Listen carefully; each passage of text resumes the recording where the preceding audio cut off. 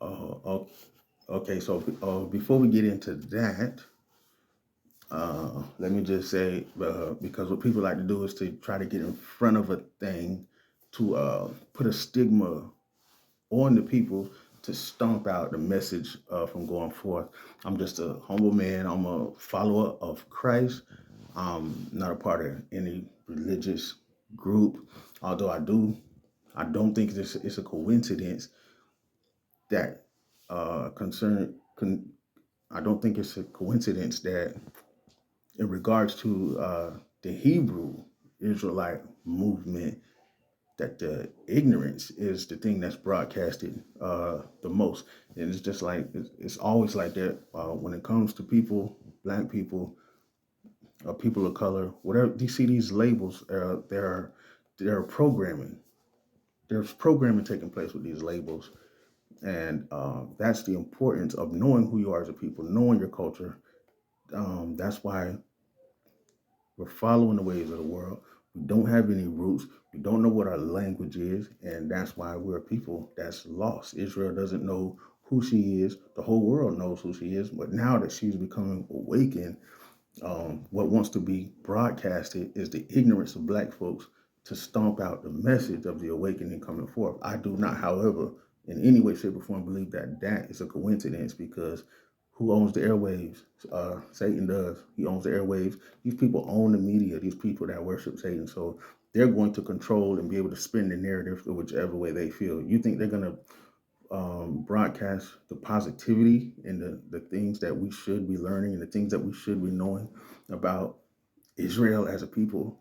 So no, but what only a small number of us realize, only a small number of us realize is that there's programming on these labels. How come we're the only people whose name keeps getting changed? When we first came over here, well, when we were first brought over here, what were we called? Hebos, right? Hebos to Negroes.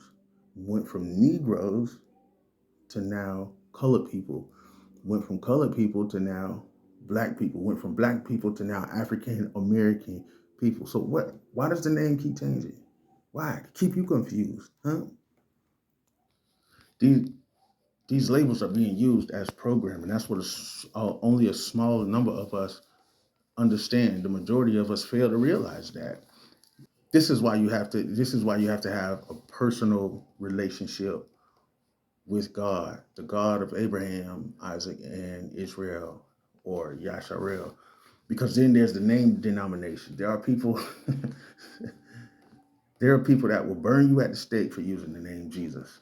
And half of them got the name right, but they don't have a relationship with him, and they are puffed up by the knowledge but void of the spirit of the most high, and don't have the power to cast out no demon or even heal a common cold. You see, it sounds good until you start dealing with sleep paralysis, marine spirits, monitoring spirits, witches, warlocks, and it's witches everywhere.